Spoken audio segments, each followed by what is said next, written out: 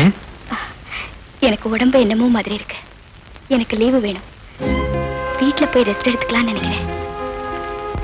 Okay, நானே வீட்டுல drop பண்றேன். வேண்டாம், நான் நடந்தே போயிடுறேன்.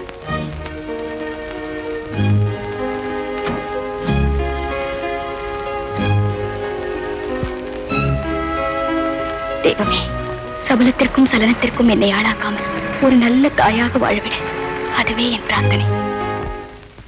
என்ன திவ்யா ராஜினாமா செஞ்சுட்டாங்களா? ஓகே, அந்த லெட்டரை என்கிட்ட அனுப்புங்க.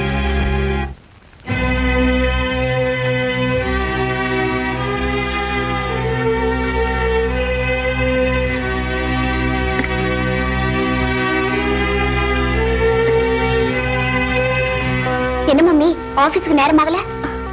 நான் போகல. ஏ லீவா? ராஜினாமா செஞ்சுட்டேன். ஆமா விஜய், எனக்கு அந்த ஆபீஸ்ல வேலை செய்ய பிடிக்கல.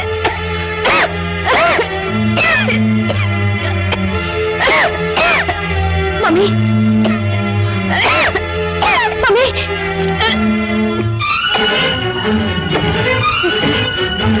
மம்மி என்ன இது ரத்தம்? ஒண்ணுமில்ல விஜய். மம்மி ஒண்ணுமில்ல, போய் படுத்துக்குங்க மம்மி. எனக்கு ஒண்ணுமில்ல மம்மி.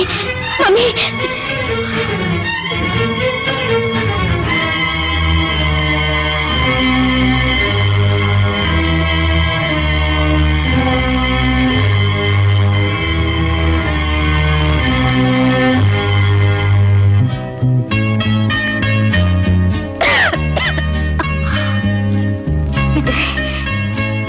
உன்னோட பணம் 10,000. நான் உனக்காக எடுத்து வச்ச பணம் இவ்வளவுதான். விஜய், எனக்கு கூட உடம்பு என்னென்னமோ செய்யுது.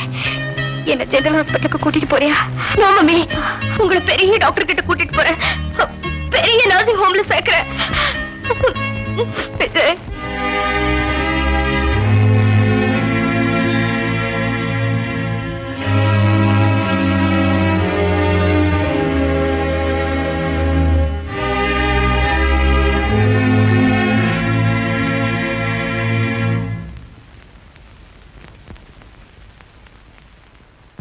may I come in, doctor? Yes, come in.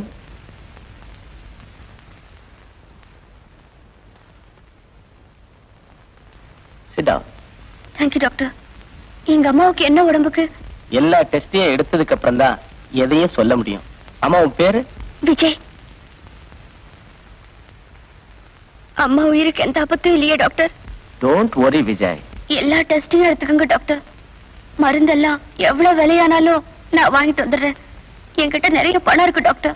வியாதியை குணமாக்குறதுக்கு தான் நாங்கள்லாம் இருக்கோம். கவலைப்படாத Vijay. Thank you doctor.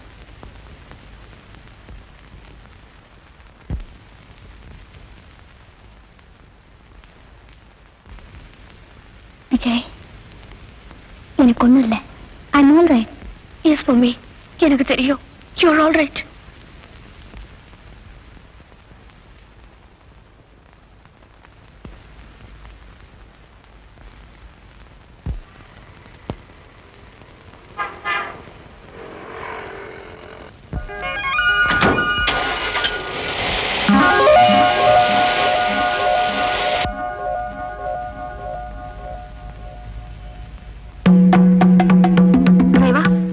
Ambassador follow பண்ணுங்க.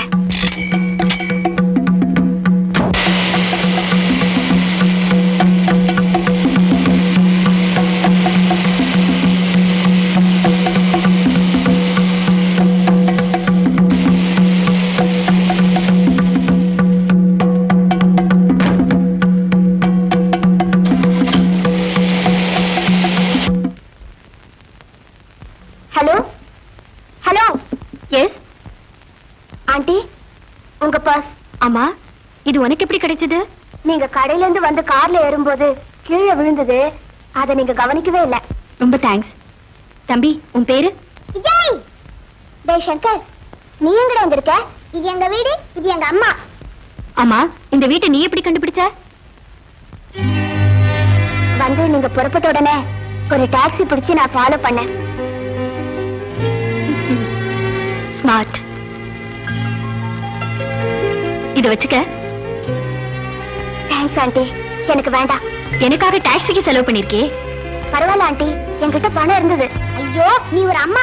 நான் சொல்லல பணக்கார பையன் விஜய்னு. அவன் தான் இவன். ஓஹோ, வா விஜய், உட்காரு.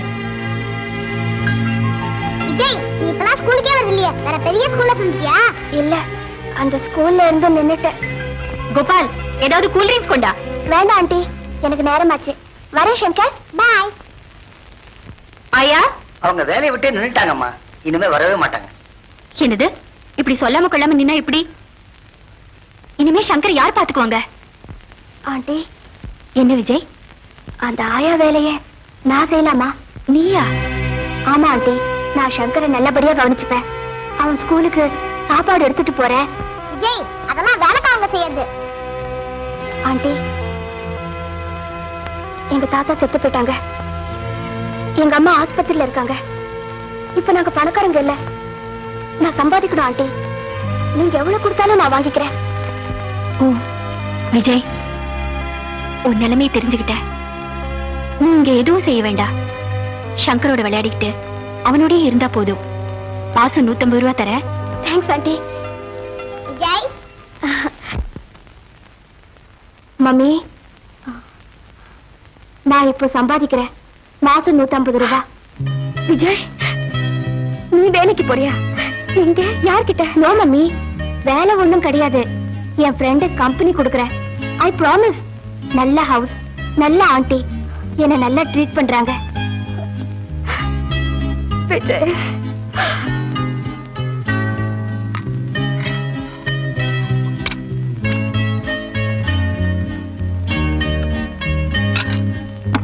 சங்கர் ஸ்கூலுக்கு லேட் ஆகல? சீக்கிரமா பிரேக்ஃபாஸ்ட் சாப்பிடவா? ட்ரெஸ் பண்ணிட்டு இருக்கேன், இதோ வந்துறேன்.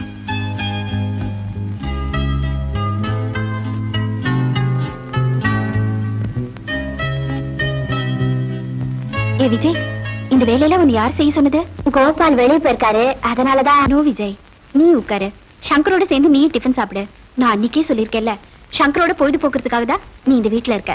அம்மா, ஐயா வந்துட்டார். என்னங்க, பாம்பேல 2 நாள் தான் வேலைன்னு போனீங்க, 4 நாள் தங்கிட்டீங்க. போன காரியம் முடிய லேட் ஆயிடுச்சு. ஆமா, யார் இந்த புது விருந்தாளி? Hello daddy. ஹலோ சங்கர், எப்படி மேன் இருக்க? டாடி நான் சொன்ன பாருங்க விஜய், என் ஃப்ரெண்ட் இவன் தான். அம்மா இவனை வேலைக்கு வச்சிருக்காங்க. வாட்? என்னங்க, இப்படி கொஞ்சம் வரீங்களா? அந்த பையன் பணக்கார குடும்பத்தை சேர்ந்தவன் போல இருக்கு. திடீர்னு நொடிஞ்சு போயிட்டாங்க. வேலை செஞ்சு சம்பாதிக்கணும் ஆண்டின்னு என்கிட்டயே கேட்டா எனக்கு பரிதாபமா இருந்தது. நான் பொல்லாதவன், டிங்கு டக்கடி டிங். பொய் சொல்லாதவன், டிங்கு டக்கடி டிங். என் நெஞ்சத்தில்